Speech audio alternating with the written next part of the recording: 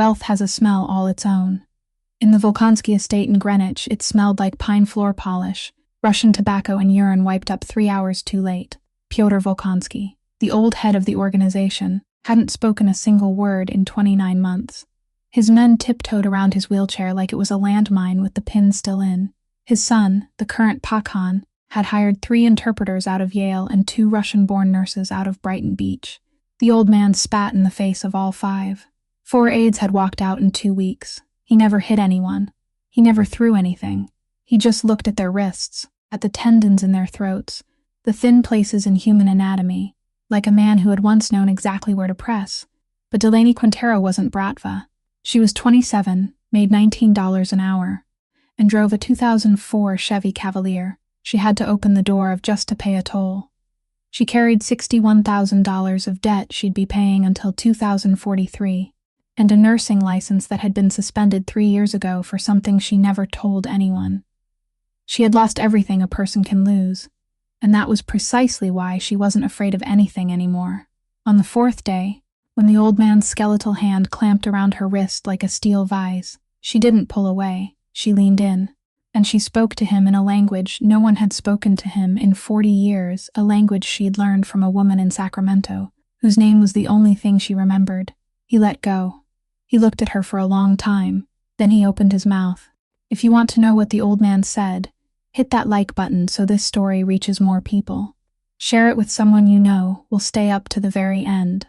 And subscribe now, because what Delaney is about to learn about the woman in Sacramento changes everything. The sound that came from the old man's chest didn't sound human. It sounded like 2 stones grinding against each other at the bottom of a well that had been dry for a very long time. He repeated the very word she had just laid upon him, slowly, as though a man were testing whether the tongue in his mouth still belonged to him. Kvatet. Delaney stood frozen, her hand still resting on his, her wrist marked with 4 red bruises that were already darkening into purple. He breathed. It wasn't the breath of a man speaking. It was the breath of a machine restarting after 29 months, lying silent beneath a layer of dust. Then he spoke again, 1 word at a time, each falling separately like pebbles striking a wooden floor. Nechudovish, not a monster. He paused. His chest rose and fell. His blue eye locked onto her face without blinking. Svidatel. Behind her, Arkady Volkonsky took exactly 1 step backward. Only 1 step. But Delaney heard it more clearly than the rain lashing against the bulletproof glass outside, because in the past 4 days she hadn't seen this man retreat even once. She glanced over at him. His face had gone pale, not the pale of fear, but the pale of a man who had just watched the foundation beneath his house collapse in 4 seconds. His gray eyes widened with an almost childlike disbelief, and for a fleeting moment, Delaney didn't see the Pakhan of the East Coast. She saw a 34-year-old boy hearing his father speak for the first time in nearly 3 years. Except the old man hadn't spoken to him. He had spoken to her. Delaney understood the first word. She had understood it since she was 7 years old, standing in a kitchen in Sacramento, when someone had thrown it into the air to end an argument she could no longer remember. The second word was different. It fell into her ears like a pebble sinking into deep water, and she had no way of reaching down to retrieve it. So she did the only thing she had ever known to do when faced with something she didn't understand. She stored it away in her memory, untouched and unexamined, the same way she would record an abnormal blood pressure reading at 3 o'clock in the morning and ask a doctor about it at 7 Svisatel. She repeated it silently in her mind 3 times so she wouldn't lose it. Then she returned to her work. It was the only thing left inside her that still made sense. The needle had remained in her right hand the entire time, and that hand was still steady because it didn't care who had spoken to whom. She sterilized the vein again. She slid the needle into place. The old man didn't move. He didn't look down. He didn't look at her anymore either. Instead, he turned his head toward the window, where the rain ran in long streaks across the glass, and his face had become so empty that Delaney felt whatever had spoken those few words had already withdrawn from this body and left behind nothing but a shell. She secured the tape. She connected the line. She adjusted the drip to the safest rate she dared allow. And when she finally pulled her hand away, she realized it had begun to tremble. Not much. Just the faintest vibration in her fingertips, something no one standing 6 feet away could ever notice. Delaney tucked that hand beneath her arm and held it there for 4 slow breaths. The adrenaline was leaving her bloodstream like the tide withdrawing from a deserted shore, and what it always left behind was cold. Arkady finally spoke. His voice was rough, as though he were the one who had been silent for 29 months. He hasn't yielded to anyone in 40 years. Delaney didn't turn around. She pulled the zipper of her canvas bag closed. The sound seemed absurdly loud inside that room. "We'll know soon enough," she said. She wasn't even sure what she meant by those words. She only knew that if she stayed in that room for another 30 seconds, something inside her would break, and she couldn't afford to fix it. She picked up her bag and walked out. No one stopped her. The 2 men standing outside the door stepped aside before she even reached them, and she realized they were looking at her very differently than they had 4 days earlier. The hallway beyond was cold and dim, lit only by wall lamps casting a warm honey-colored glow.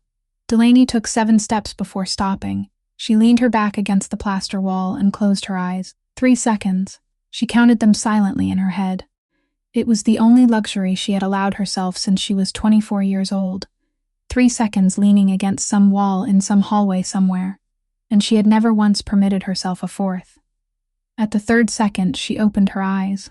She pulled down the sleeve of her scrubs to cover her wrist, hiding the 4 purple marks blooming beneath her pale skin, like petals beneath thin silk.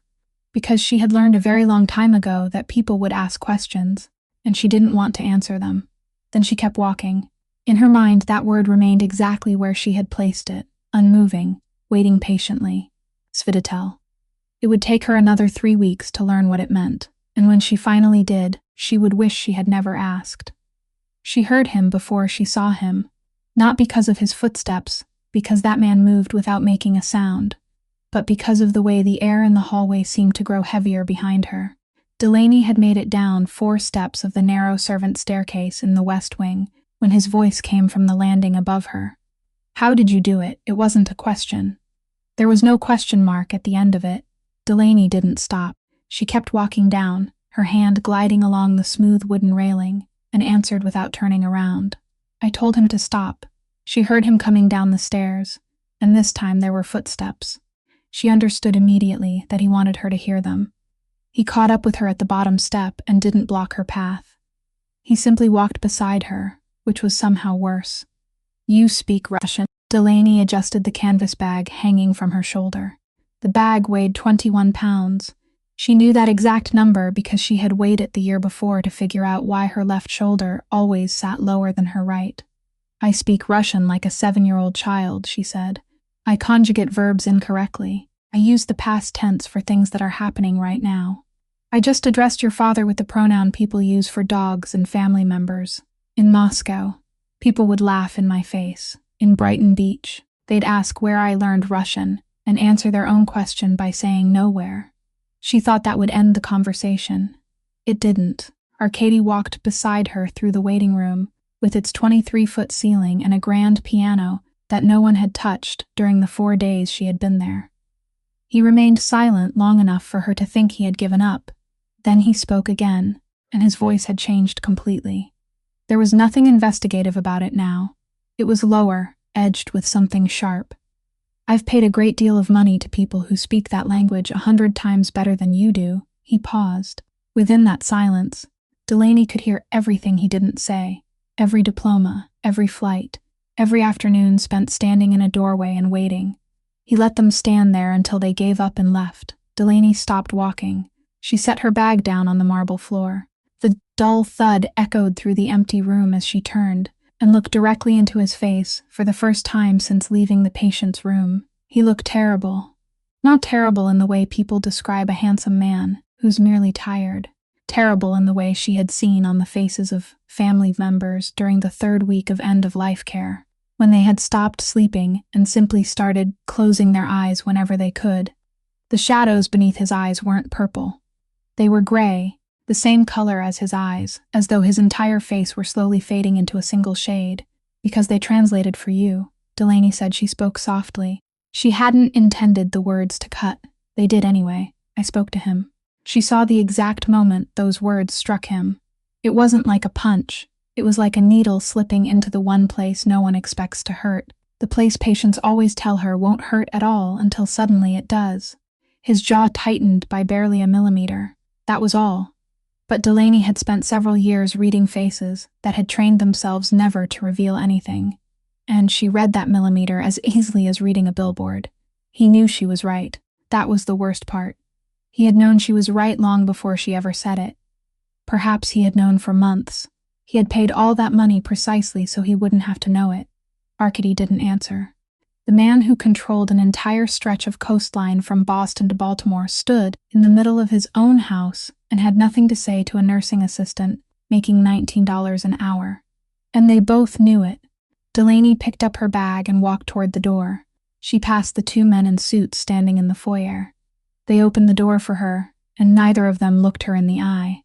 Outside, the rain was still falling. Her Chevy sat parked at the end of the gravel drive between a black Range Rover and a German car whose name she didn't know. It looked like a decayed tooth surrounded by a mouthful of porcelain veneers. She opened the driver's door and climbed inside. She turned the key 3 times before the engine finally came to life. And while she waited for the fog to clear from the windshield, Delaney looked up and saw that he was still standing beneath the covered entrance without a coat, allowing the rain to splash against his shoes. He didn't stop her. He didn't call out to her. He didn't send anyone to follow her car. He simply stood there and watched her drive away. And that was a mistake Arkady Volkonsky would never make a second time. On Wednesday morning, they didn't take her to the patient's room. The red-haired man named Toby was waiting for her in the foyer and told her that the boss wanted to see her first. And the way he said it made Delaney understand that he had been instructed to repeat those exact words, nothing more and nothing less. Arkady Volkonsky's office was located in the East Wing, beyond 2 separate doors. Delaney had imagined it would look like something from a movie, with skulls, animal hides, and a crystal liquor cabinet. It didn't. It was almost empty, a walnut desk measuring 8 feet in length. 1 chair, 1 window. There was nothing on the walls. No paintings, no diplomas, no family photographs, only lighter patches on the paint where something had once hung for many years before being taken down. And on that vast walnut desk sat exactly one thing, a stack of papers. He slid it across the desk toward her with 2 fingers. Delaney didn't sit down. She remained standing as she picked it up and began reading. Because she had learned long ago that the only thing worse than signing a document without reading it was not reading it at all. The first page contained the things she had seen 100 times before: name, social security number, start date. Then she reached the salary line and read it twice, and then a 3rd time, because the first time she thought she had counted the zeros incorrectly. $400 an hour. Delaney stood perfectly still. She did the math automatically in her head because she always did the math. It was the disease of people who spent their lives converting everything into money. 400 divided by 19. 21 times what she currently made. She turned the page. There, beneath a bold printed heading, was the one clause that made this document something more than a piece of paper. The employee shall reside full-time on the estate for a period of 6 weeks, and shall not leave the premises during that time. Delaney placed the papers back on the desk. "You know my license has been suspended," she said. Arkady didn't stand. He sat in his chair with his hands resting on the desk and spoke in that calm, even voice. She wouldn't understand. For many weeks was the voice he used when he was angriest. "I know your nursing license was suspended for 3 years by the Connecticut Board of Nursing. I know the date of the ruling. I know you're working as a nursing assistant for your 6th staffing agency in 4 years. I know that yesterday afternoon you placed an intravenous line into my father's arm in front of 4 people. He paused for exactly 1 beat. I know one of those 4 people had a phone in his pocket." Delaney didn't move. She had heard threats before in her life. Landlords, debt collectors. A resident physician in Hartford who had once told her that if she kept writing down what she saw in medical charts, she wouldn't have any shifts left to work. She knew exactly what a threat sounded like. This wasn't one. Arkady wasn't threatening her. He was simply placing facts on the table between them, carefully, like a man setting down a knife with its blade facing himself, and allowing her to look at it. That was what frightened her. "You know what to do," he said. "You're simply not allowed to do it." He tilted his head slightly. "I'm the only person in this world willing to pay you to do what you're best at. Delaney picked up the contract. She tore it in half. The paper was thick and expensive, so it didn't tear cleanly. It made a dry, harsh sound as it split apart. She stacked the two halves together and tore them again. Then she dropped the 4 pieces onto the walnut desk. One piece slid off and landed on the floor. Arkady looked at them. Then he stood up. He walked around the desk, bent down, and picked up the piece that had fallen.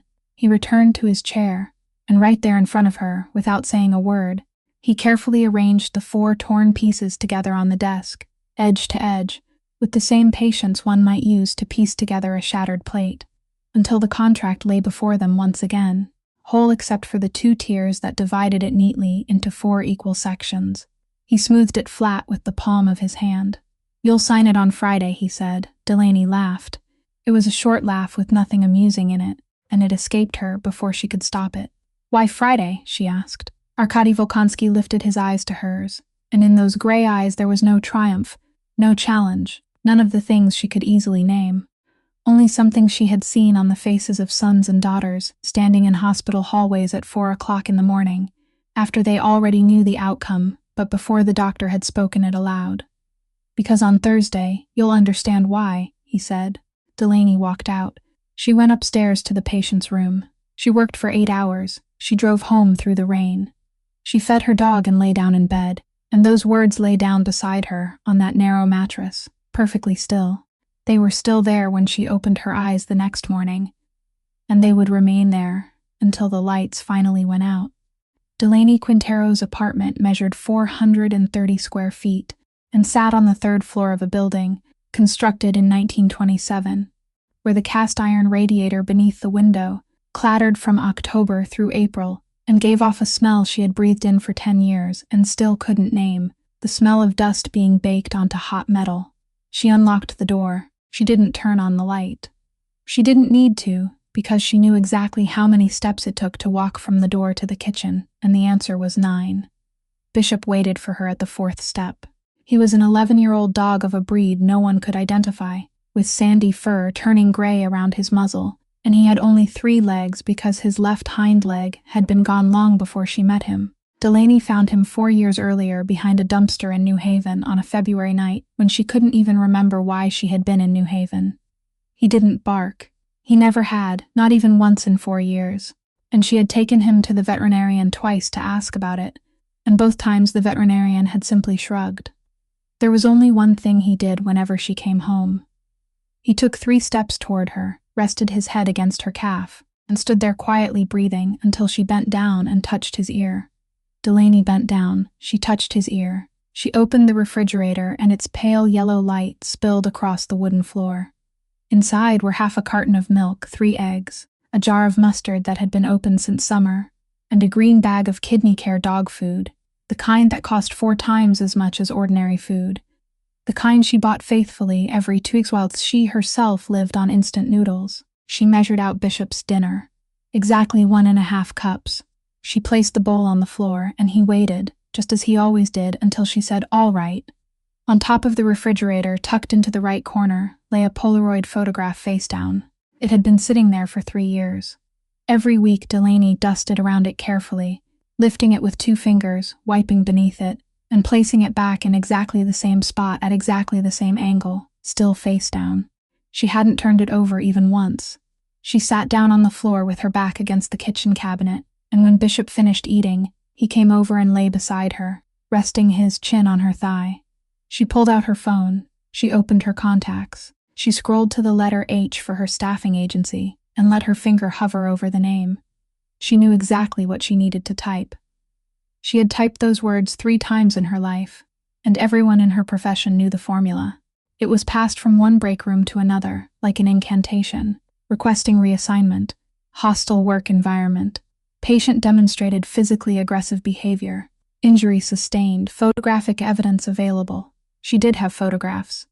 She had taken pictures of her wrist while sitting in her car beneath the dome light, the 4 purple bruises standing out sharply against her pale skin, because 10 years in healthcare had taught her that the only thing protecting her was evidence. Her finger remained suspended there, and while it hovered, the one thing she had spent the entire afternoon trying not to think about rose quietly to the surface.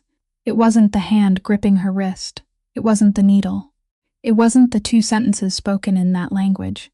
It was the moment just before the old man released her hand. She had leaned in very close and looked directly into that blue eye and seen what lay beneath the rage, and it wasn't surrender. People often confuse the two. Surrender is soft. This wasn't. This was the exhaustion of someone who had fought too long against something that couldn't be fought, who had spent too many sleepless nights, who had been empty for far too long and still hadn't been allowed to stop. And Delaney knew it well, not because she had seen it on the faces of her patients. She had seen it staring back at her from the bathroom mirror in this very apartment on a March morning 3 years earlier when she was 24 years old, when she stood there for a very long time and didn't recognize the face looking back at her. She tossed her phone onto the rug. It bounced once and lay still, the screen still glowing with the name before finally going dark. Bishop lifted his head to look at her before resting it down once more. Delaney sat on the kitchen floor in the darkness for a very long time. $400 an hour, 12-hour shifts, 6 weeks. She did the math in her head and came up with a number. She did it again because she thought she had made a mistake. She got the same number. She did it a third time, slowly, one step at a time, as though teaching a child, and the number didn't change, and it was larger than the $61,000 debt. She wouldn't finish paying until the year 2043. Delaney sat in the darkness with her 3-legged dog and realized that it was the first thing in 3 years that had truly frightened her. On Thursday morning, the old man didn't say a word.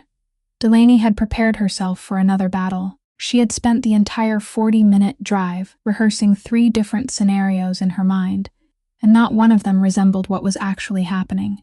He sat in his wheelchair facing the window, just as he did every morning. He didn't greet her. He didn't move when she entered, but when she stepped closer and bent down to remove the tape securing his intravenous line, she noticed something that nearly made her drop the roll of tape.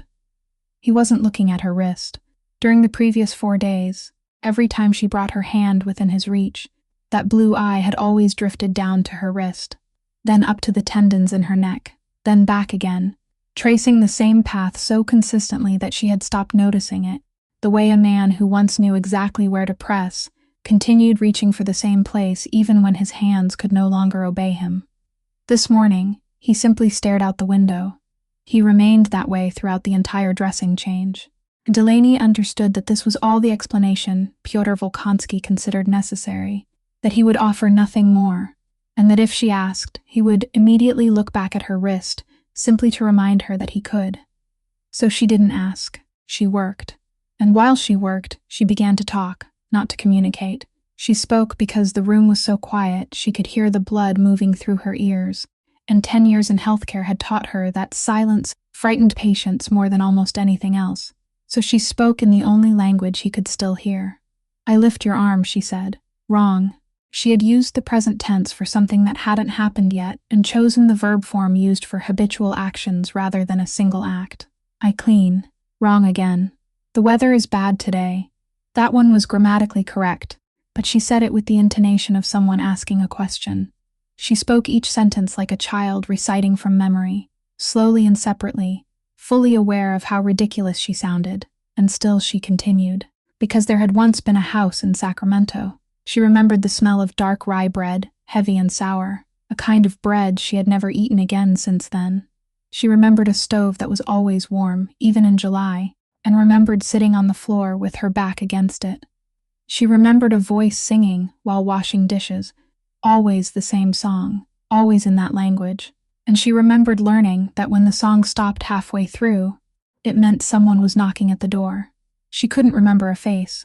She had spent 18 years trying. She had lain in 7 different beds attempting to rebuild it in her mind and had never succeeded. She remembered only the hands, large, red, fingernails cut short, and there had been a scar across the back of the left hand, a pale white line, and she remembered reaching out to touch it without anyone scolding her for doing so. She lived there for 2 years. Then one morning a car stopped outside the house and she left.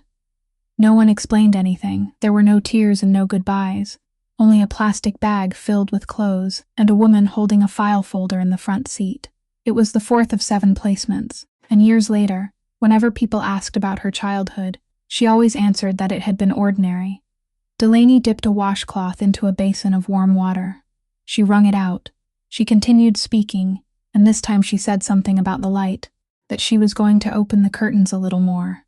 And in the middle of that sentence was a word she had been using incorrectly for 4 days without ever realizing it. Pyotr Volkonsky corrected her. He didn't turn his head. He didn't open his eyes.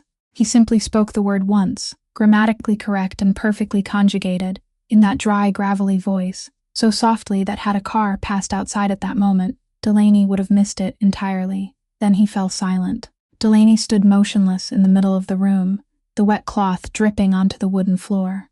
Her heart skipped strangely in her chest. She repeated the word exactly as he had spoken it. She heard her own voice echo softly through the room, and it still sounded wrong, still too heavy, still the voice of a 7-year-old child sitting in a kitchen 4,000 kilometers away and 18 years ago. He said nothing more. He didn't open his eyes, but the left corner of his mouth, the side that still worked, lifted by exactly 1 millimeter. And beyond the window, the sky above Long Island Sound slowly began turning the color of lead. Volkonsky's kitchen prepared beet soup on Thursday afternoon, and Delaney knew it wasn't a coincidence because she had requested it since Tuesday morning. And the chef had looked at her as if she had just asked him to burn the house down. Beets, potatoes, a little sour cream, no salt, thin enough that it was almost water. It was the easiest thing she could think of for an esophagus that hadn't worked properly in 29 months, and she had calculated that if he managed to eat 3 spoonfuls, it would already be a victory worth recording in the chart with capital letters. He ate half the bowl. Delaney sat on the small stool beside the wheelchair, one hand holding a towel beneath his chin, the other lifting the spoon, and she counted every spoonful in her head, tracking each swallow with clinical precision. By the 9th spoonful, she realized her hand was trembling, and she had to place the spoon against the edge of the bowl for 1 second to steady it. He didn't look at her. He looked at the bowl. He swallowed slowly, with difficulty, and after every swallow he released a short breath through his nose, like someone who had just carried something heavy up a flight of stairs. But he opened his mouth. Every time she brought the spoon closer, he opened his mouth, and Delaney, who had sat beside the beds of countless people during 10 years in healthcare, understood very clearly that this wasn't about soup. The door opened. There was no knock. Arkady Volkonsky stood in the doorway and remained still. Delaney waited for him to speak. He didn't. She waited for him to come inside. He didn't. He simply stood there, one hand still resting on the doorknob, and watched his father eat. She lifted the 10th spoonful. He opened his mouth. He swallowed. And Delaney looked up at that exact moment unintentionally, only because she was about to ask if he needed anything. She saw his face. Later, she would try to describe it to herself and fail. It wasn't happiness. It wasn't relief. It was the expression she had seen exactly once before, on the face of a man standing in the 4th-floor hallway of Hartford Hospital at 4 o'clock in the morning, when the doctor told him his child would be okay, and the man hadn't cried. He had only stood there with his mouth slightly open, as if someone had pulled his spine out of his back, and he hadn't had time to fall yet. Delaney immediately looked down at the bowl of soup. She looked away so quickly that her neck hurt, because in less than a second, she understood that she had just seen something no one in this house was allowed to see. Not Cutter, not Toby, not any of the 21 armed men moving beneath this roof, and if Arkady knew she had seen it, something would happen. When she looked up again, the doorway was empty. The door had closed so quietly she barely heard it. Pyotr didn't lift his head. He looked at the bowl and spoke 3 words, rough and low, almost nothing more than breath.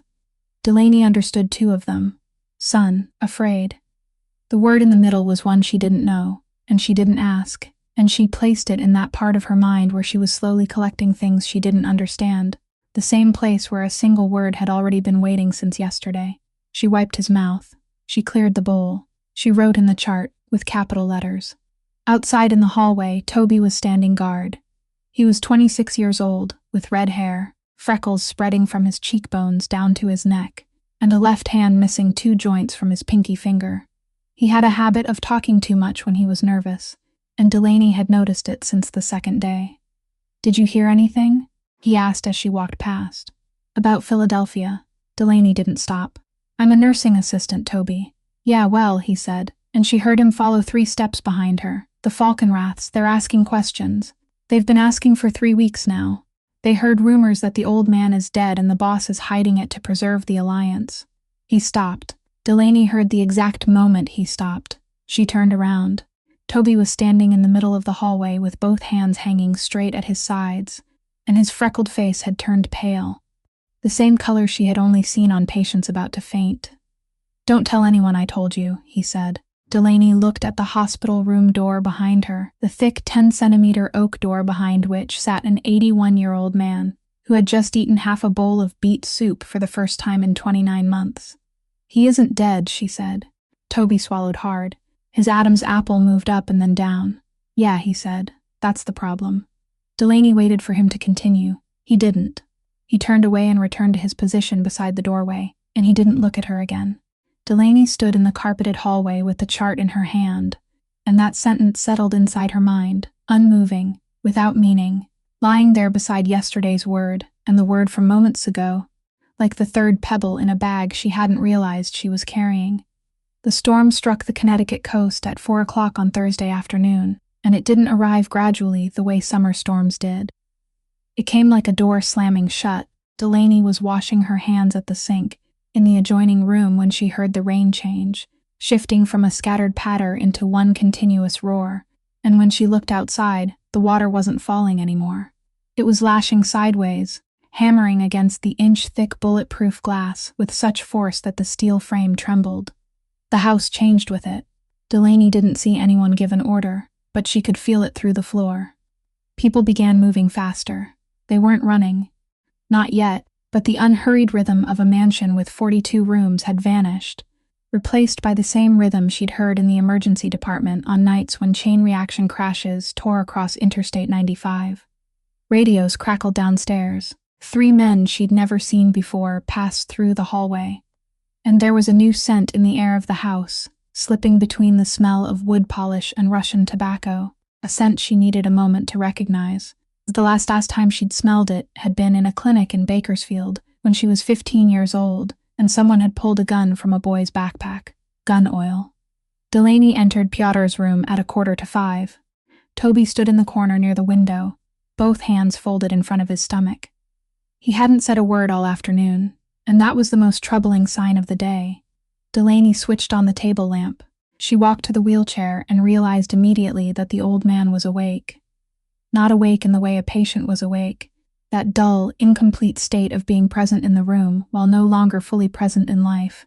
He was awake in another way. His head was tilted slightly. His blue eye was open, staring at nothing. His entire 81-year-old body, half paralyzed, was held in a posture Delaney had only ever seen in animals, the posture of a dog standing in the yard at 2 o'clock in the morning, after hearing something beyond the fence that no human could hear. He was listening.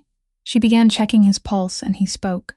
In Russian, slowly, more slowly than usual, separating each word, and Delaney understood at once that he was deliberately speaking that way so she could piece the meaning together, and the realization sent a chill down her spine. "My son is strong," he said, "but he is a hammer. He sees only nails." Delaney kept her fingers against his wrist, counting the beats, and said nothing. "The German is water," he said. "Water doesn't fight a door. Water finds the crack." Delaney's hand went still. She forgot where she'd been in the count. "If they get inside this house," he said, "the hammer will swing at the front door, but the water will rise from the back staircase." Delaney glanced at Toby. He stood 6 feet away. He was looking out the window, toward the place where the lawn should have been, and where there was now only a wall of gray water. His face was completely blank. He hadn't heard a thing, not because the old man had spoken softly, because he didn't understand a single word. And that was the moment Delaney Quintero understood what she should have understood 3 days earlier. There were 21 armed men in this house, a butler, 3 kitchen workers, and a Pakhan who controlled the entire coastline from Boston to Baltimore, and not one of them could hear this man. He had lain among his own family for 29 months, speaking to walls, and now he was speaking to her. Only to her. Delaney stood there with 2 fingers, still pressed against his wrist, and realized that it wasn't an honor. People didn't give someone a thing like that. They placed it on the shoulders of the person they'd chosen, and they'd chosen her not because she deserved it, but because she was the only one there, and now she would have to carry it, and she didn't know how much it weighed. Pyotr turned his head, his blue eye locked onto her face. "Lock the door, nurse." Delaney opened her mouth. She meant to ask which door. Lock it against what? What do you know that I don't? How long have you known? She meant to ask all of those questions at once. She didn't have time to ask a single one. The lights went out. They didn't flicker. They didn't dim. They simply died. The table lamp, the hallway light shining through the crack beneath the door, the tiny green glow on the heart monitor, all of them vanishing at the same instant, and darkness fell over the room so thickly that Delaney raised a hand in front of her face and couldn't see it. She counted. That was her affliction. 1, 2, 3. The backup generator in a house like this should have started within 8 seconds. That was the standard. She'd read it in the orientation materials on her first day. 4, 5, 6, 7, 8, 9, 10. Nothing happened. And in that absolute darkness somewhere very close, she heard a sharp metallic sound, a slide followed by a click. A sound she'd never heard in real life, but one anyone would recognize the first time. Today was Thursday, Delaney didn't think. She had been through 42 power outages in 3 different hospitals, and her body knew what to do before her mind had time to argue. She turned toward the door and moved, both hands stretched out in front of her, her fingers sweeping along the edge of the bedside cabinet until they found the wood, following it, losing it, finding it again. Her knee struck the armchair, and pain shot all the way into her hip, but she didn't stop. 9 steps. 10. Her hand touched oak. She felt upward, found the brass bolt, and threw it into place. Clunk. It was the most beautiful sound she'd ever heard in her life. "I have to check the hallway," Toby said from somewhere in the darkness behind her. "Lock the door," Delaney said. "Miss," he said. "Lock it." She didn't recognize her own voice. A heavy thud rose from somewhere below, traveling through the floor and through the soles of her shoes. It wasn't thunder. Thunder rolled. This sound ended cleanly. It was the sound of a door being torn from its hinges. Then came the gunfire. Crack, crack, crack, small and dry, almost entirely swallowed by 42 rooms, 3 floors, and 200 years of oak. Toby threw the second bolt above her head. Footsteps pounded across the carpet in the hallway, many footsteps. The handle turned, jerked, then turned again. "It's locked," a voice said from the other side of the wood, 16 inches from Delaney's face. "Break it," a second voice said. In the darkness behind her, blankets rustled, and then a hand seized her shoulder. Only one side of that hand still worked, and it squeezed hard enough for Delaney to know she would have another bruise. "The bathroom," Pyotr said, and for the first time since he'd begun speaking, urgency sharpened his voice. "Reinforced walls. Go. What about you? They want me. They don't care about a nurse. Go." And then the world exploded. The oak door burst inward in pieces, and the pressure struck Delaney in the chest, throwing her onto the floor with both lungs emptied of air. Smoke poured in, thick and biting, carrying the smell of gunpowder and burning wood. 3 beams of light cut through the dust. 3 figures in tactical gear, their faces covered, and they moved in a way that made Delaney understand instantly that these men did this for a living. And she looked at Pyotr. He didn't flinch. He had pushed himself upright against the pillows, alone, using the one arm that still obeyed him. His chin was raised. His blue eye was open. He wasn't looking at the guns. He was staring directly into the empty space between 2 beams of light, and his face was perfectly calm. And Delaney read it at once because she had been reading that face for 4 straight days.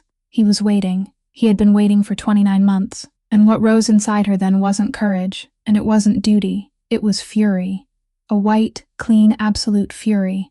The fury of someone who had just realized that the old man was about to get what he wanted, that he was about to win, that the hunger strike in the silence, and the endless staring at people's wrists for 29 months had all been nothing more than one man searching for a way out, and now someone had opened the door for him. And 3 years ago, a man named Whitlock had fallen during her shift, and she had been asleep. Delaney lunged forward. She didn't decide to do it. She was simply there, throwing herself across the old man's chest, her face pressed into the cashmere blanket still warm from his body, both hands gripping his shoulders. An explosion. The headboard shattered directly above her, splinters of wood raining into her hair, and something hot grazed the edge of her ear. Then Arkady emerged from the smoke. He didn't shout. He didn't give an order. He didn't say anything at all. 2 soft sounds, only slightly louder than clapping hands, and the figure nearest the doorway collapsed like a sack of sand. The leader turned, but Arkady was already there, his left hand gripping the barrel of the gun and wrenching it toward the ceiling. A burst of bullets tore through the plaster above them. Then came a knee, then another sound. And from the floor, Toby, his face covered in blood from the gash across his forehead, shot the third man down. 8 seconds. Delaney counted them later, when her mind was clear enough to count, and she arrived at 8. Silence slammed back into place like a lid. There was only the rain beating against the glass and a long, high ringing inside her ears. Delaney, his voice. He was right beside the bed, his gray sweater coated white with plaster dust, and his eyes were wide, and there was nothing left in them of the man who had sat behind the walnut desk. "Were you shot?" She shook her head. She wasn't sure it was true. She only knew she could still speak. He pulled her away from the old man and gripped her shoulders with both hands, hard enough for her to know she would have 2 more bruises, and she saw that his hands were trembling.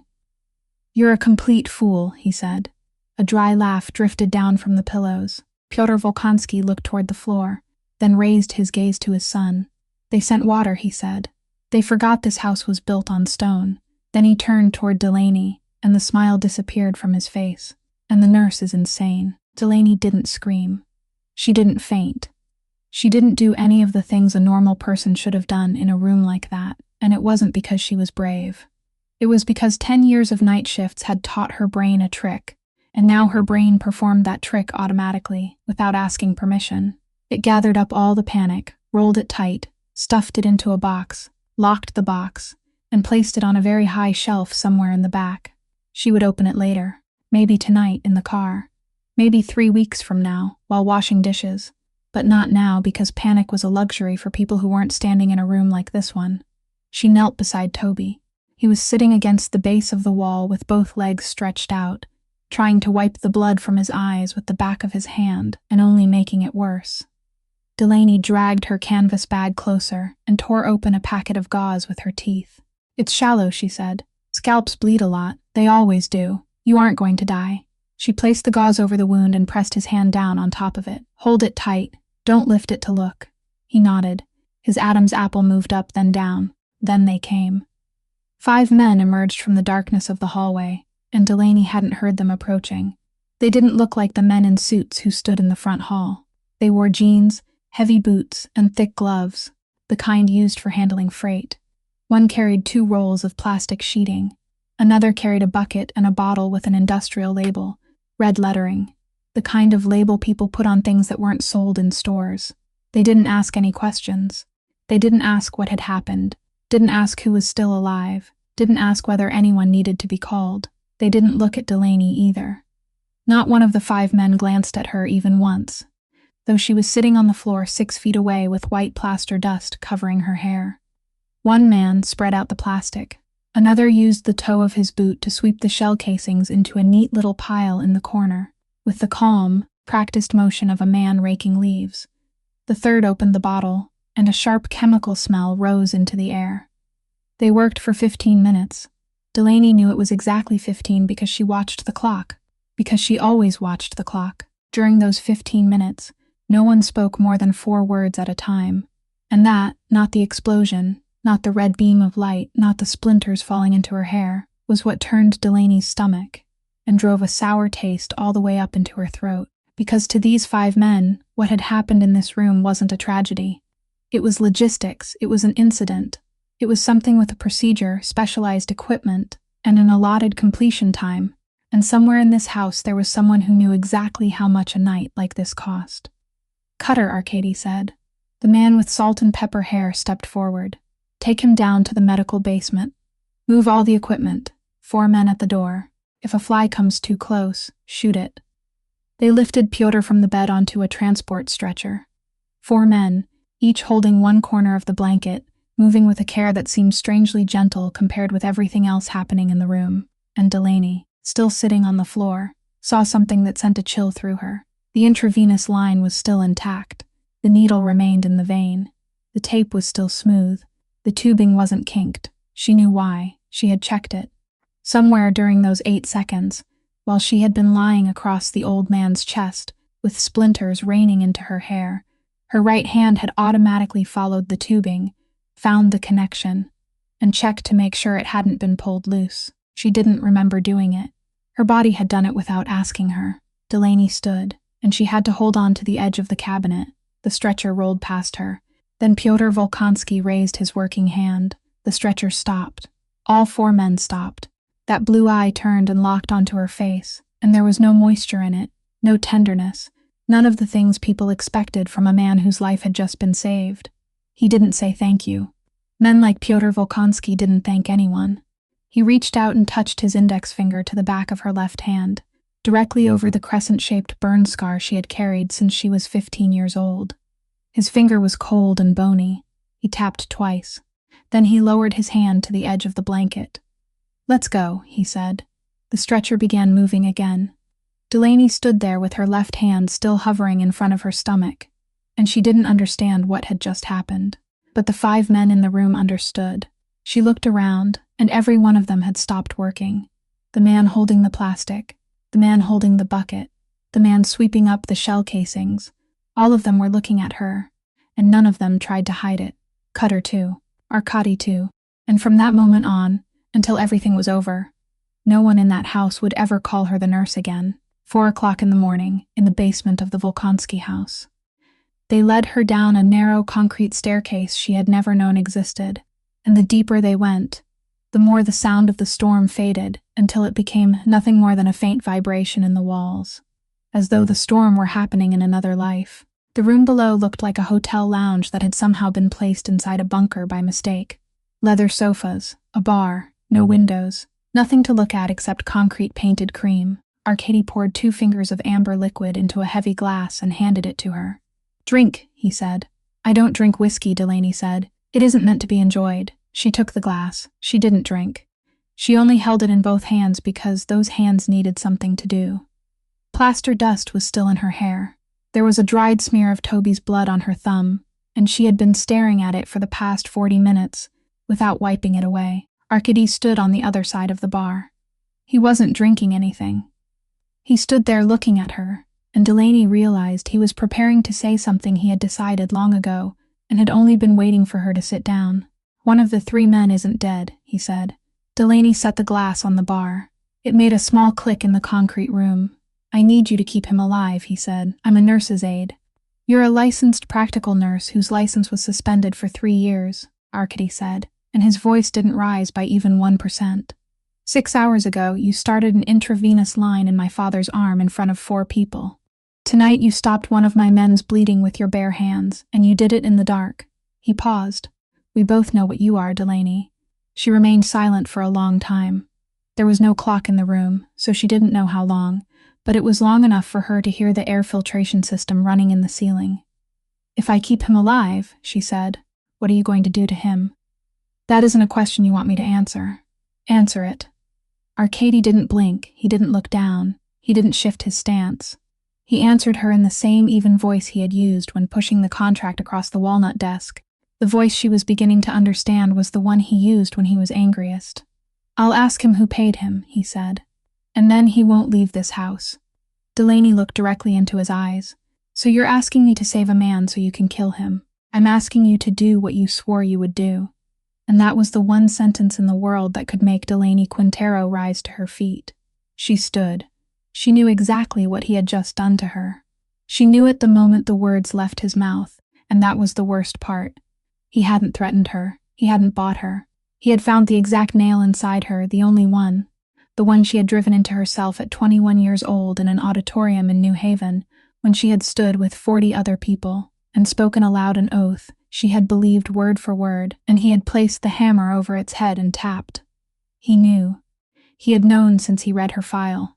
He had held it back for 4 days, and now he was using it at 4 o'clock in the morning, while there was still plaster dust in her hair, because he knew this was when it would bite deepest.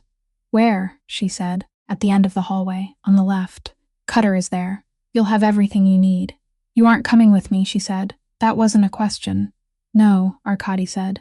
Delaney picked up her bag. She walked toward the door. Then she stopped, one hand resting on the steel doorframe, and she didn't turn around. "I have one condition," she said. He waited. "While I'm in there, you don't come in. No one comes in. That room is mine until I walk out." Arkady didn't answer immediately. Delaney heard him exhale, one very quiet breath. "Agreed," he said. She left. The concrete hallway was 66 feet long, lit by fluorescent tubes, and every footstep echoed twice, one real sound and one returning from the far end. At the end of the hallway, a steel door stood slightly open, and a strip of yellow light fell across the floor. Delaney walked toward it, placed her hand on the door, and stood perfectly still for exactly 3 seconds. Then she pushed it open and stepped inside, and behind her, Arkady Volkonsky remained where he was beside the bar, staring down at the glass of whiskey she hadn't touched. The room at the end of the hallway had 4 bare concrete walls, a drain in the center of the floor, and a single light bulb hanging from a cord. In the middle of the room stood a steel table, the kind used in industrial kitchens, and there was a man lying on it. Cutter stood in the corner.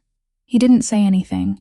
He only tipped his chin toward a stainless steel cart against the wall, and on it Delaney saw more supplies than she'd ever had during any shift in her life. Intravenous fluids, military pressure dressings, a suturing kit, a bag of O-negative blood already hanging from a hook. Someone in this house had prepared this room before it was ever needed, perhaps years ago, and Delaney decided she wouldn't think about that. She put on gloves, and then she worked. Later, when people asked her what that night had been like, she wouldn't be able to describe it because she wouldn't remember. The part of her that knew how to do this took control of her body at the doorway, and the part that knew how to be afraid sat down somewhere in the back and remained silent. Pressure dressing, intravenous lines in both arms, 18-gauge needles, fluids running wide open. She checked his airway, she counted his breaths. She listened to his lungs with her own stethoscope, the one she'd bought with the wages from her first week of work when she was 21 and had refused to throw away even after they took her license. Her hands had done this 1,000 times. Now they did it without needing her.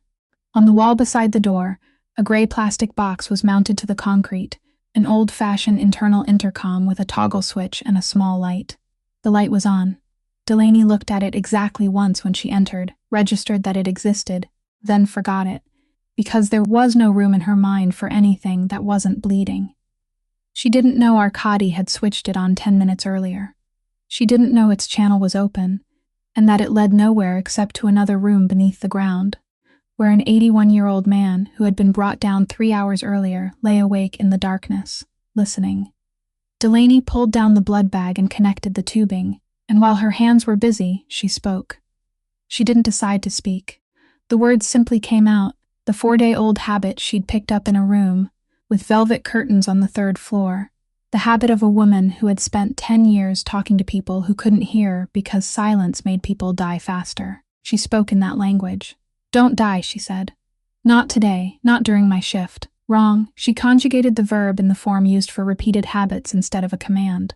She used the familiar pronoun, the one reserved for family and children, with a man she'd never met and whom someone had just shot. Her accent was heavy, rounded where it should have been sharp, stretched where it should have been short. It was the accent of a 7-year-old child sitting on the floor with her back against a stove in Sacramento. The man on the steel table opened his eyes. Delaney froze. Both of her hands were still holding the intravenous tubing, and they stopped halfway through the movement, and she stood there looking down at a gray, sweat-soaked face, about 45 years old, a face completely unfamiliar to her. He looked at her, not with the panic of someone who had just regained consciousness. He looked at her like a man trying to read a sign from too far away.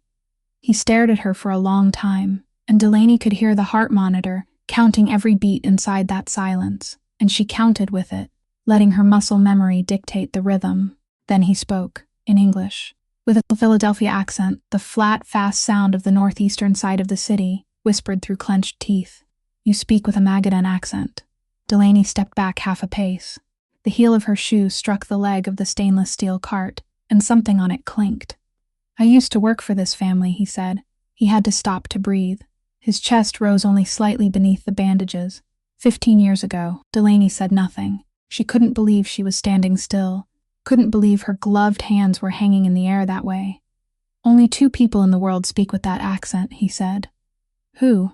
Delaney asked. Her voice didn't sound like her own.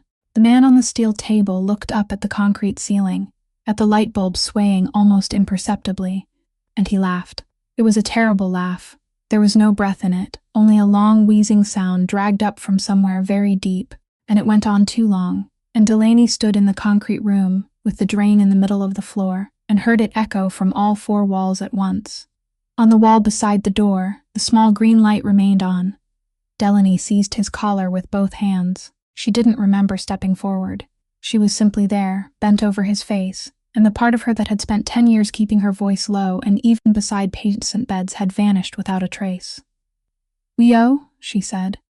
"One of the two died in 1988, he said." He didn't try to pull her hands away.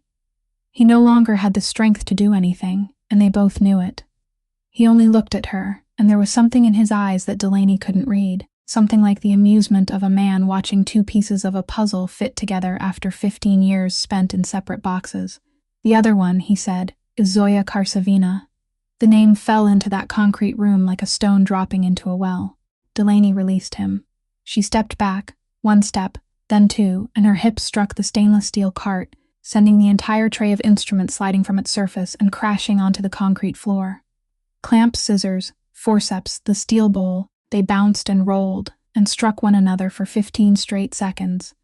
A shrill cascade of sound exploding from all four bare walls at once, and Delaney stood in the middle of it without bending down to pick up a single thing.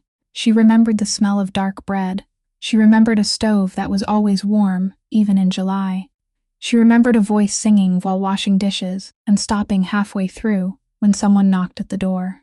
She remembered a large red hand with closely trimmed nails and a pale white scar running across the back of the left hand, and she remembered reaching out to touch it and no one striking her.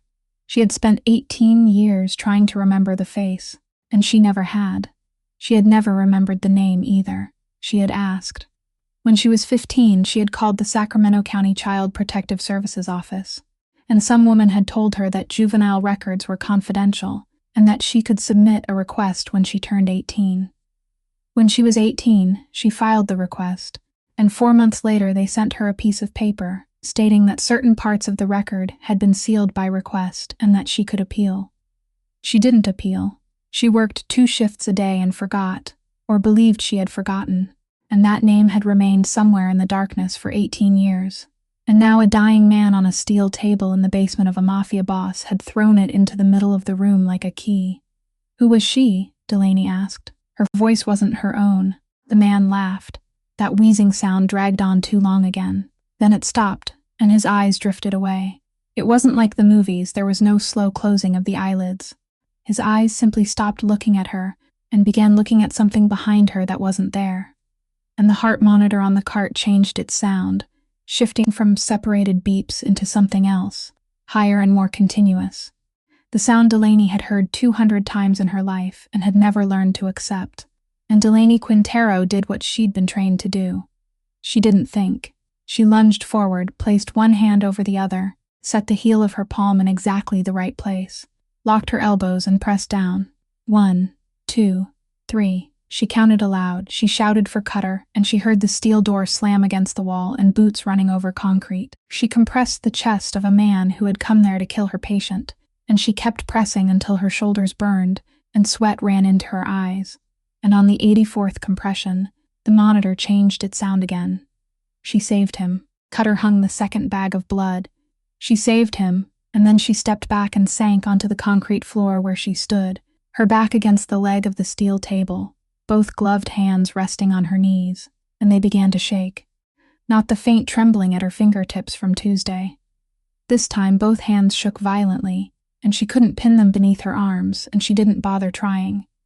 Because for the first time in 3 years, for the first time since that March morning when she stood in the bathroom and didn't recognize the face in the mirror, Delaney Quintero was truly afraid. Not afraid of dying. She had grown used to that thought long ago.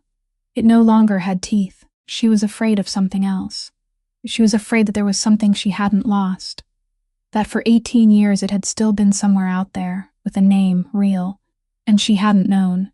And on the wall beside the steel door, the small green light on the intercom box remained on. At the end of the hallway, in a room without windows, Pyotr Volkonsky heard that name and closed his eyes. She pounded on his door at 5:45, and she was still wearing her gloves. She realized it when her hand struck the wood and the sound was wrong, dull and flattened, and she looked down to see the blue rubber clinging to her skin. She didn't take them off. Arkady opened the door after the second knock. He was wearing the same gray sweater from the night before, plaster dust still coating one shoulder, and he didn't look like a man who had just been awakened because he hadn't slept. "Who is Zoya Karsavina?" Delaney said, and he stopped. That was all. He stopped for exactly one beat. Only one, a silence no longer than a heartbeat, the kind 99% of people in the world would never notice.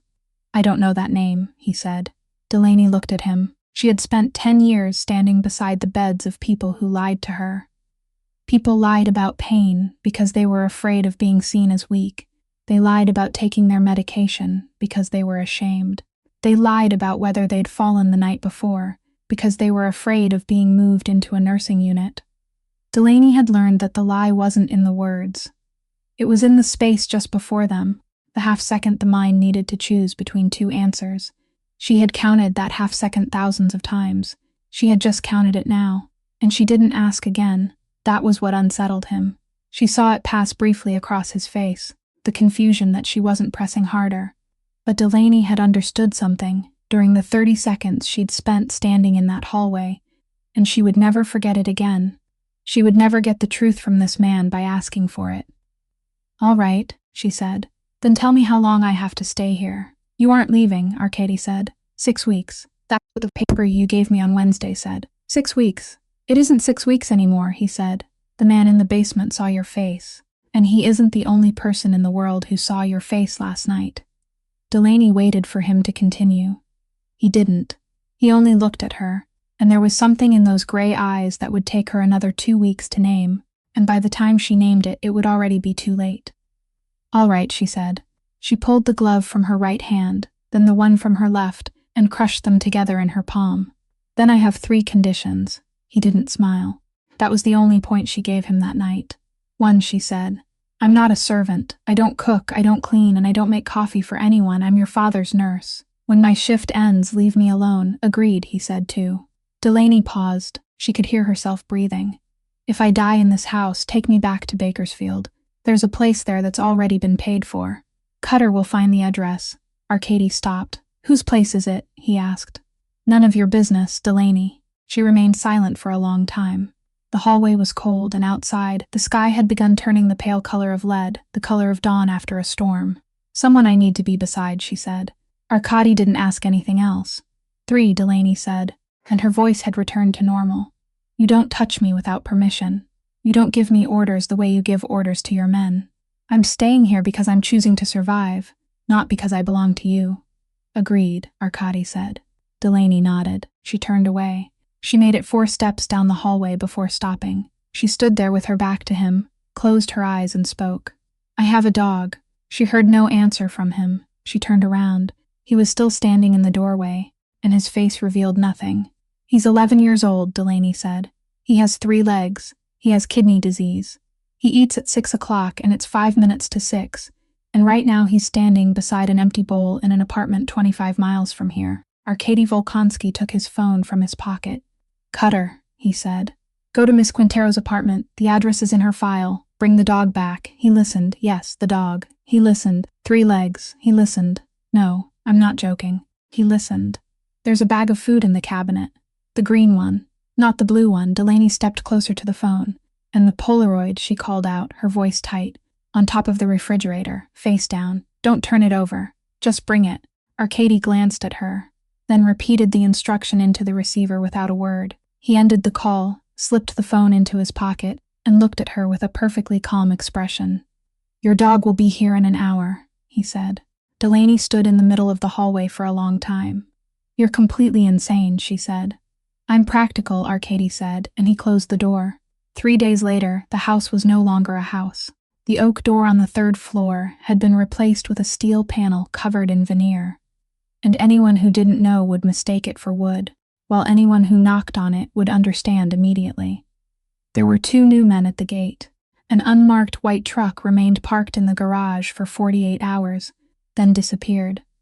Delaney counted 29 men on the grounds, 8 more than the week before, an old habit of situational awareness she just couldn't switch off. And beneath the earth, in a room without windows, an 81-year-old man was coming back to life. That was the only phrase Delaney could find for it. He took his medicine without a word of protest. He finished every bowl of food. He demanded to sit upright 4 times a day, and when she said no, he stared at her until she said yes.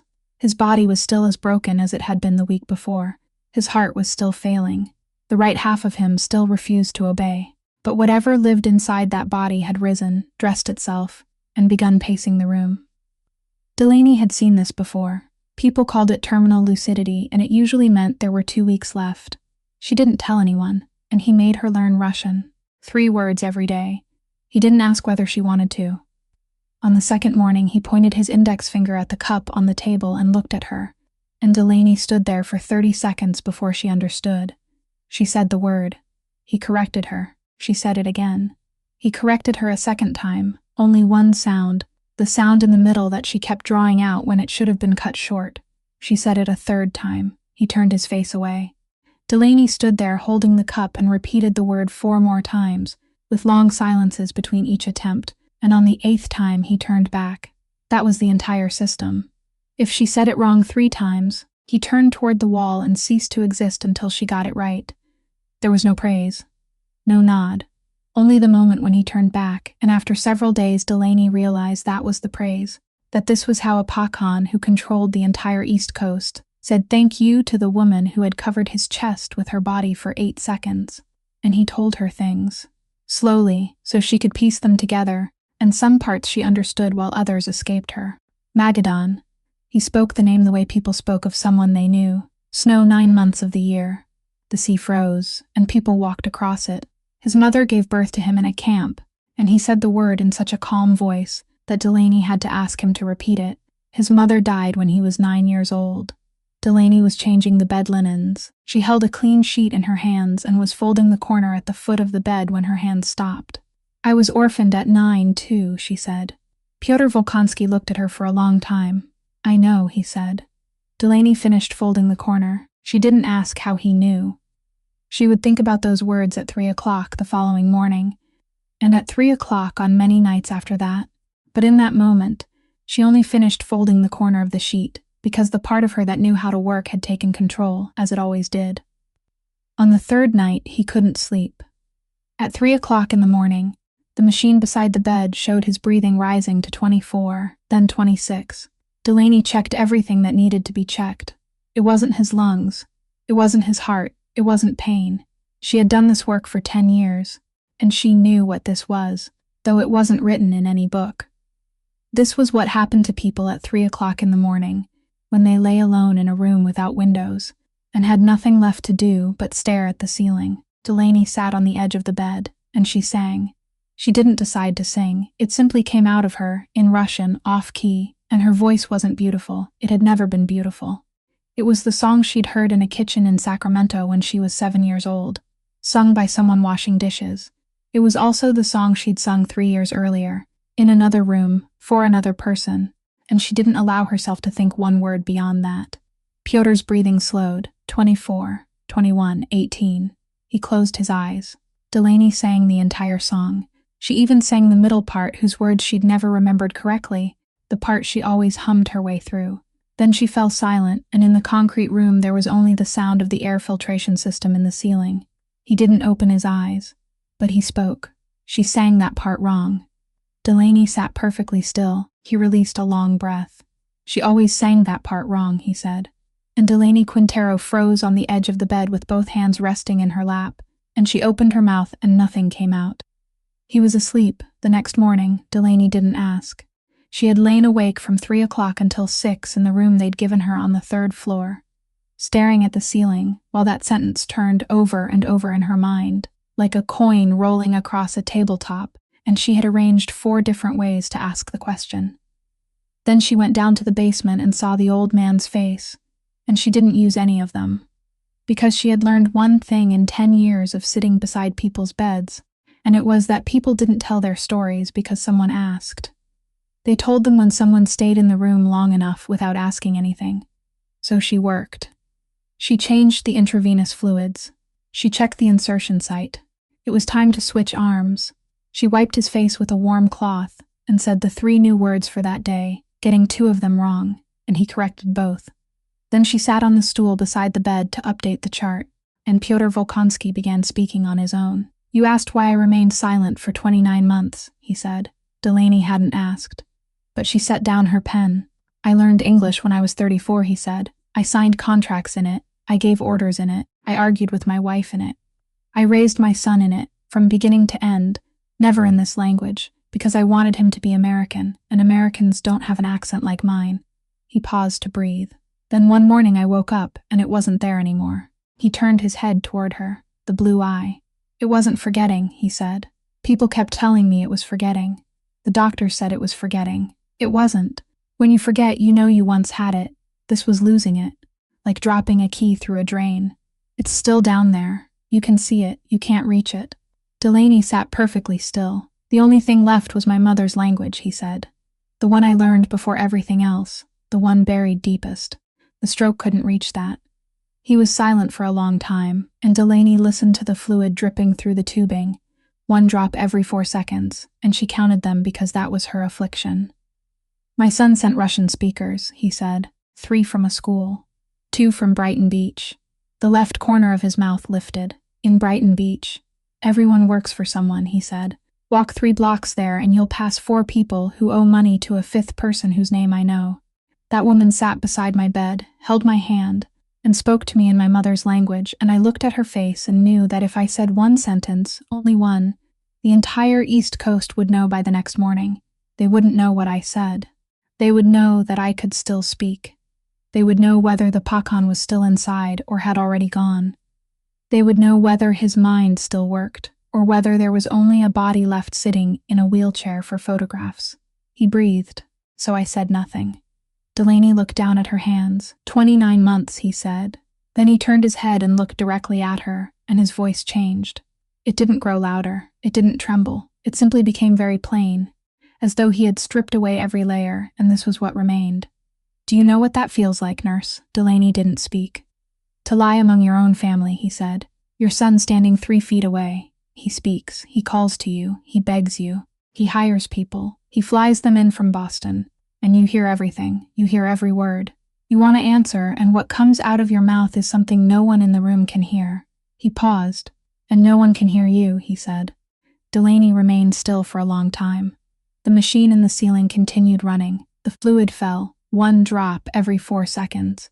She thought about a narrow bed in the 4th room of the 5th house, when she was 10 years old, lying awake while 2 adults in the next room talked about her in English, and she understood every word, and not 1 word she said changed anything. She thought about the past 3 years, and how every time someone asked how she'd been doing, she said she was fine, and how not once in those 3 years had anyone asked a second time. Yes, she said, I know. Pyotr Volkonsky looked at her. He didn't say anything more about it. He stared at the concrete wall in front of him, and allowed the silence to last long enough for Delaney to understand that part was finished. Then he spoke. My son looks at you. Delaney raised her eyes. He never looks at anyone, the old man said. Be careful. She came back at 9 o'clock that night. She had stood outside that steel door for 40 minutes, and 3 times she had told herself she wouldn't go in, and then she went in. You know Zoya Karsavina, she said. Pyotr Volkonsky didn't answer for 20 seconds. Delaney counted every one of them. He lay there with his blue eye open, staring at the concrete ceiling, and he didn't look surprised, didn't look angry, didn't look like anything at all, and that was the answer, because a man who didn't know the name would have asked about it in the very first second. Then he spoke. The first day you pulled back the curtains, he said. You told me my room smelled like a tomb. Delaney stood frozen in the middle of the room. You said it in English, he said. I didn't understand a single word. I only understood that you opened the curtains without asking me, and in 29 months no one had done that, he breathed. On the 4th day you leaned close to my face and said, enough. He let the word remain between them for a moment. You said it wrong, he said. You conjugated the verb like a child. You said it to me using the pronoun people use for dogs and for family. If you had spoken to me that way in Magadan in 1961, someone would have broken your arm. He paused. But you said it with a Magadan accent, he said. He turned his head.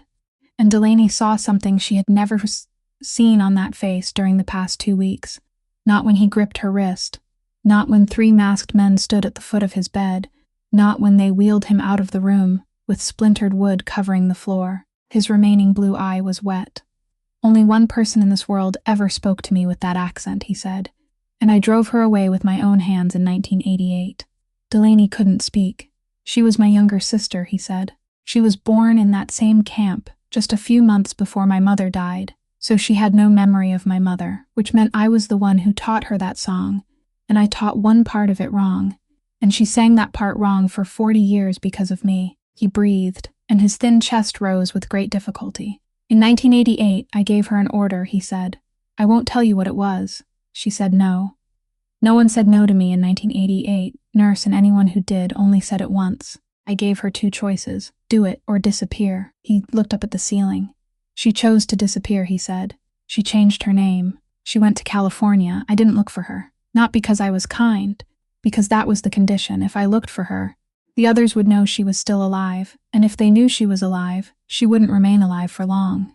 So for 38 years, I never looked west. She fostered children, he said. Delaney could hear the blood rushing in her ears. I knew, he said. I always knew. People kept telling me things I never asked to know. That was the price of being a man like me. I knew she had a house. I knew she baked bread. I simply never looked. Delaney stood. She didn't remember when she had sat down. Her legs were unsteady, and she had to place one hand on the bed rail. She sent me away, she said. Her voice was very quiet. After 2 years, a car came to the house one morning, and I left. No one said a word. There was no goodbye. For 18 years, I thought I had done something wrong. Pyotr Volkonsky looked at her. Then someone found her, he said. Delaney didn't understand. He saw that she didn't understand, so he continued slowly, the way he always spoke to her, separating every word. Someone found her, he said. And she did the only thing a woman like her knew how to do to save a 9-year-old child. He breathed. She made that child disappear from her life. Delaney stood in the middle of the concrete room and felt those words enter her body, and in the space of 3 seconds, 18 years turned themselves inside out from beginning to end. You asked me why I answered you, Pyotr said. Delaney looked up. In 29 months, he said. You were the first person to walk into my room and speak with my sister's voice. 2 o'clock in the morning, and Delaney hadn't been able to sleep since the night in the concrete room, so she went down to the kitchen. It was an industrial kitchen of stainless steel and black stone, as large as her entire apartment and half of another one, and it didn't belong with the rest of the house at all, which was exactly why Delaney liked it. Arkady was sitting at the stone island. He wasn't wearing a sweater. That was the first thing she noticed. A black t-shirt, gray joggers, bare feet, and in front of him sat an open laptop, 3 floor plans spread across the counter, and 6 burner phones arranged in a row like a set of knives. Without the suit and without the sweater, the structure of him was exposed, the shoulders, the forearms, the tendon running along his neck, and Delaney realized something that unsettled her. It made him look more dangerous, not less. She walked to the espresso machine.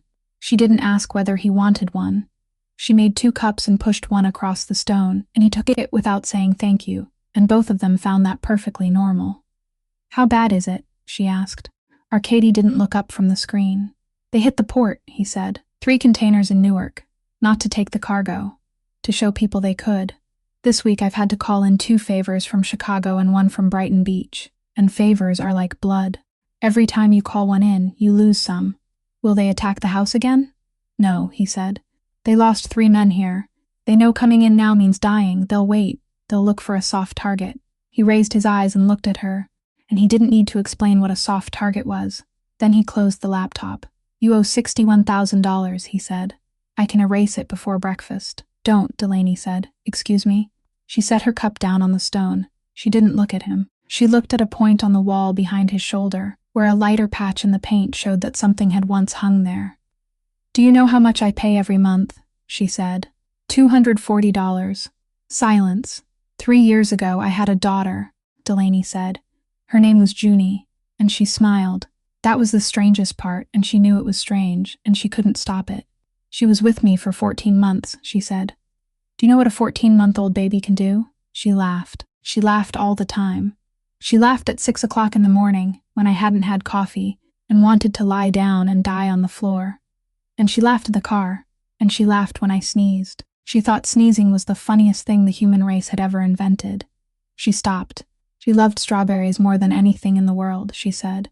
Not ice cream, not cake, strawberries. She would hold one strawberry in both hands, as though it were the treasure of the entire world, and she would laugh at it. I'm not joking. She laughed at a strawberry. She would sit on the kitchen floor and stare at that strawberry, and laugh right in its face, as though the strawberry had just told her something terribly funny. Delaney breathed. She isn't here anymore, she said, and all I have left is $240 a month. She turned and looked at him. Her eyes were dry. Every month when I pay it, she said, someone in some office writes in some ledger that Junie Quintero existed. Do you understand? There's an entry in a computer in some building in Hartford, and every month someone touches it. That's the only record of her in this world besides me. If you erase it, she disappears. So no, you don't get to touch my debt.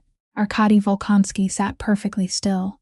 And for the first time in his life, the man who had bought a staffing company simply so no one would ask questions, who had paid for 3 interpreters, 2 nurses, and a 5-person cleanup crew, had no answer that money could purchase. He reached across the stone. He didn't touch her left wrist. Delaney noticed, and it tightened her throat more than the story she'd just told. He took her right wrist instead, and his thumb settled directly over her pulse, the place where she'd pressed her own fingers on thousands of other people. Your heart is beating fast, he said. I just drank 2 shots of espresso, Delaney said. His thumb traced one very slow circle. My father only respects things that refuse to break, he said. And what do you respect, Arkady? It was the first time she had called him by his name. He let his hand slide down, his palm covering hers for a moment, then withdrew. The skin there turned cold immediately. He stood and picked up his coffee, and the boss returned within 2 seconds, but the heat in his eyes remained. I respect things that don't break, he said, and I protect what I respect. At any cost. Go to sleep, Delaney. The war doesn't need you awake. Delaney walked away, and the sound of her bare feet faded along the stone hallway, leaving Arkady Volkonsky alone in the industrial kitchen at 2:15 in the morning with a cup of espresso that had gone cold. He sat motionless for 4 minutes. Then he opened the laptop. There was a folder he hadn't opened since the first day. He had read it once, the night before she arrived, sitting behind the walnut desk at 1 o'clock in the morning, and when he finished, he had called Cutter and given an order consisting of 7 words. No one speaks of this file again. He had given that order because he'd believed it was the only decent thing he could do for a woman he was about to imprison. He opened it. The first page contained the things he already knew by heart. Name, date of birth, 7 addresses across 9 years in Sacramento County and then New Haven County.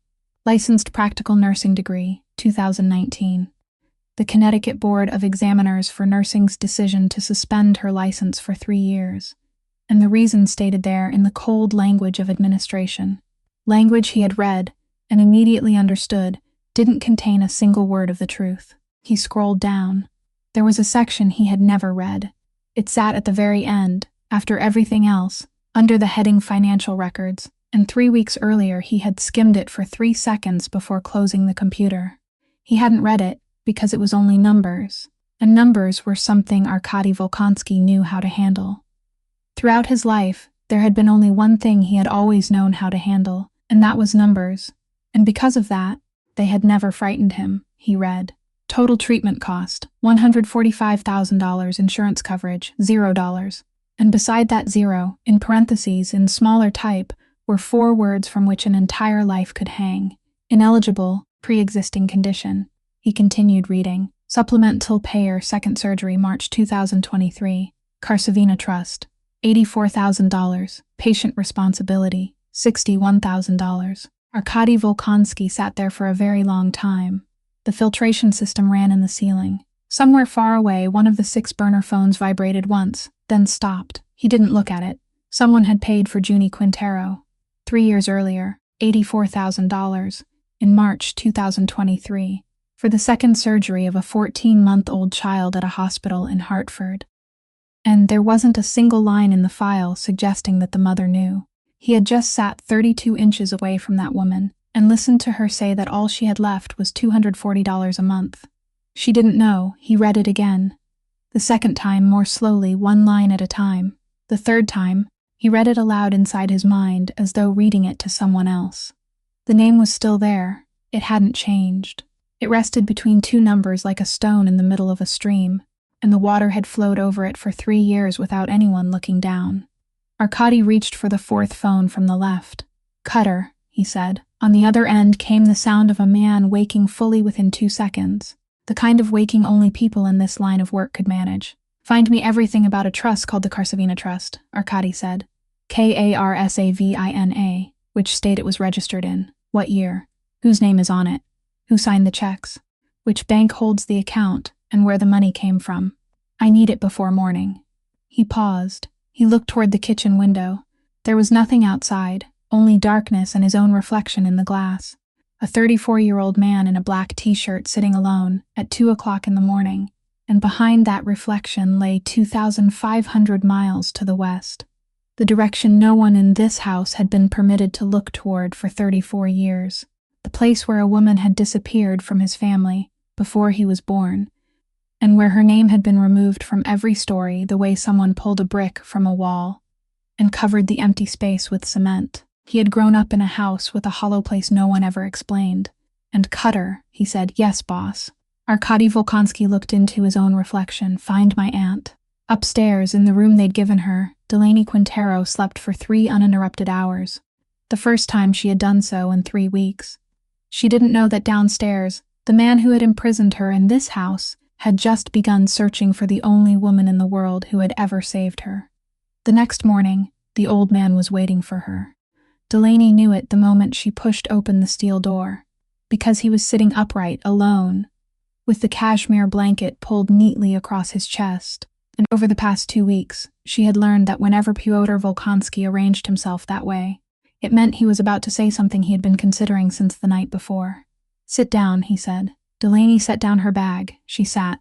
"You think they came to kill me," he said. "They shot at you," Delaney said. "I was there. I had splinters in my hair for 3 days." "They missed," he said.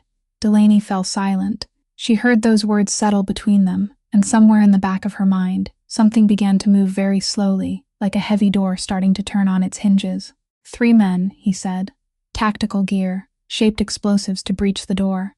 You think 3 men like that, from 13 feet away, in a room lit by weapon-mounted lights, missed an 81-year-old man who couldn't move?" Delaney said nothing. He let the silence continue long enough. Then he began to explain, slowly separating every word, the way he always spoke to her. "If the Pakhan dies," he said, "power passes to his son, cleanly, no one argues.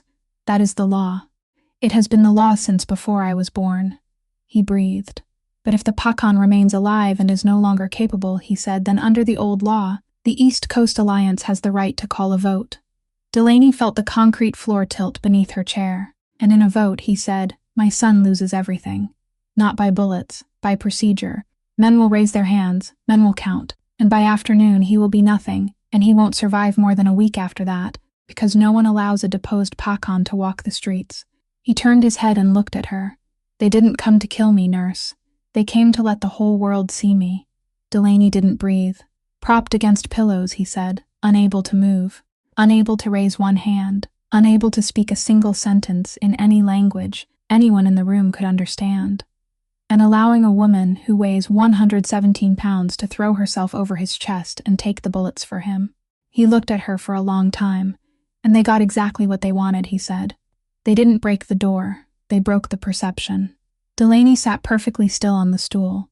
Inside her mind, something was coming together slowly, one piece at a time, and she could hear each piece falling into place. "But they need someone to testify," she said. Her voice was very slow. Pyotr nodded. "An outsider," he said, "not family, not on anyone's payroll.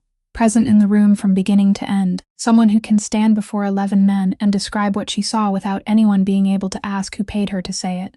"Me," Delaney said. "You," he said. Delaney stood. She didn't remember standing. She was simply there, on her feet in the windowless concrete room, staring at one point on the wall, while seeing something else entirely. She was seeing a rainy afternoon 17 days earlier.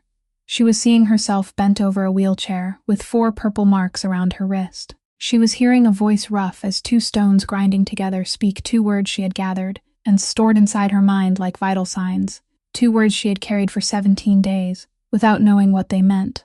"Not a monster. A witness. You knew," Delaney said. Her voice was very quiet. "From the first second you opened your mouth. Before anyone had fired a single bullet, you looked at me and knew what I would become in all of this."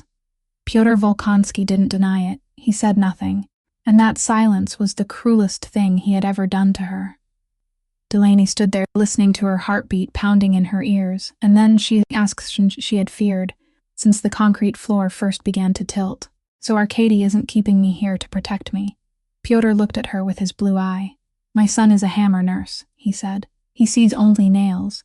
He is keeping you here because as long as you remain inside this house, you can't testify to anyone." Delaney Quintero stood in that room for a very long time. The filtration system ran in the ceiling. The intravenous fluid fell, 1 drop every 4 seconds, and this time she didn't count them. Then she asked the only question left. "Did you try to stop him?" Pyotr Volkonsky closed his eyes. "No," he said. 4 o'clock in the morning, and Delaney Quintero sat alone in the industrial kitchen that was as large as her entire apartment and half of another one. Bishop slept on the leather sofa in the corner. The sofa, she guessed, had cost more than her Chevy Cavalier.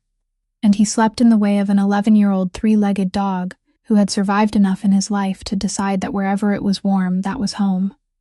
She sat there and took inventory, because that was her affliction, because she had spent her entire life turning everything into numbers and lines in a ledger. She was locked inside a mansion in Greenwich with 29 armed men and a crime boss who had remained silent for 29 months. She had been cut off from the world with no phone, no car, and no one outside knowing where she was, except a staffing company that had been informed she had accepted a long-term exclusive contract. She was the only witness in the world to something that could destroy this entire family through 1 vote and 11 raised hands. And the man who had held her right wrist 2 nights earlier, who had placed his thumb directly over her pulse and traced 1 slow circle, was keeping her here not to keep her alive, but to keep her silent. She took a sip of coffee. It was completely cold. "Well," Delaney said to the empty room, "at least the rent is paid." She washed the cup. She placed it upside down on the rack. Then she went upstairs. The room they'd given her on the 3rd floor was larger than her entire apartment, with a 4-poster bed and a window overlooking Long Island Sound. And that window was locked from the outside. There was a drawer in the bedside table.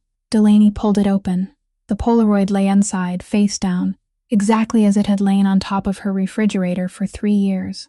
Cutter had followed her instructions perfectly, bringing it along with her belongings without once turning it over, and she would be grateful to him for that for the rest of her life. Delaney stood looking at it for a long time. Then, for the first time in 3 years, she turned it over. A brown-haired baby was sitting on the kitchen floor in pajamas covered with rabbits, laughing, both tiny hands wrapped around a strawberry larger than her fist. Morning light streamed through the window behind her. She was looking at the strawberry, not at the camera, and she was laughing in the way only children could laugh, with her entire face, both shoulders, and both feet. Delaney looked at her for a long time. "Mommy is still here, Junie," she whispered. "Mommy is still here." Then someone knocked on the door. Delaney placed the photograph on the table, face up, and went to open it. The hallway was empty. Honey-colored wall lights shone across the carpet, and there was no one there, no footsteps, no shadow near the corner. On the floor directly in front of the threshold lay an envelope.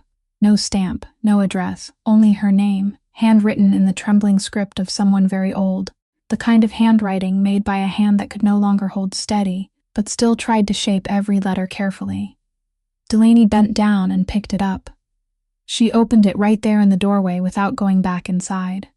Inside was a small tin box the size of her palm, the kind people used to hold breath mints, old, with the paint chipped away at one corner. She opened the lid, strawberry seeds, tiny yellowish-brown resting in a thin layer across the bottom of the box. Beneath the seeds was a piece of paper folded into quarters.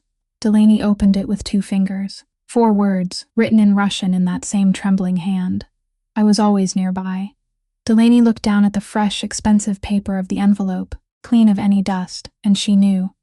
Zoya Karsavina hadn't walked through the 29 armed guards to place this here. Arkady had found her.